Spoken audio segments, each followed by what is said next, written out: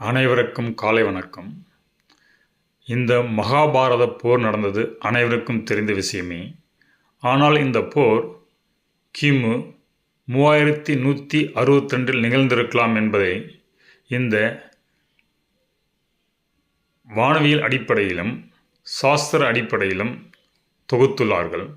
இந்த காலகட்டம் அதற்கு பொருந்துகிறதா?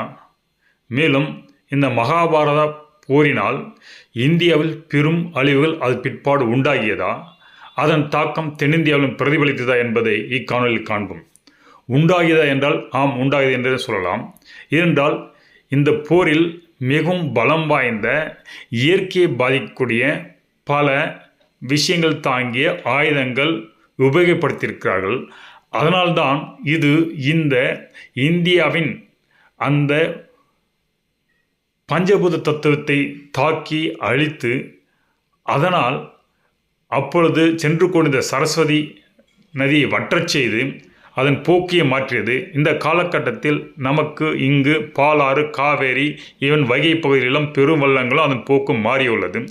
இவ்வாறு அதன் போக்கு மாறியதால் வைகை ஆற்றில் நடந்த நிகழ்வுகளால் பல விஷயங்கள் திருவிளையாடற் புராணத்திலும் பதிவிடப்பட்டுள்ளது. அதை வரும் காணொலியில் காணலாம். எனவே இந்த புராணங்களில் சொல்லப்பட்ட விஷயங்கள் அனைத்தும் நமது நிஜ நிகழ்வுகள்.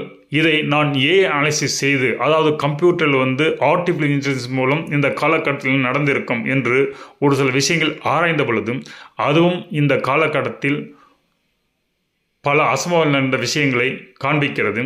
அதை அடிப்படையாக கொண்டு தமிழர்கள் வாழ்க்கையும் இந்தியாவில் என்ன நடந்தது என்பதை வரும் காணொலியை காண்போம். இந்த காணொலியை கண்டமைக்கு நன்றி.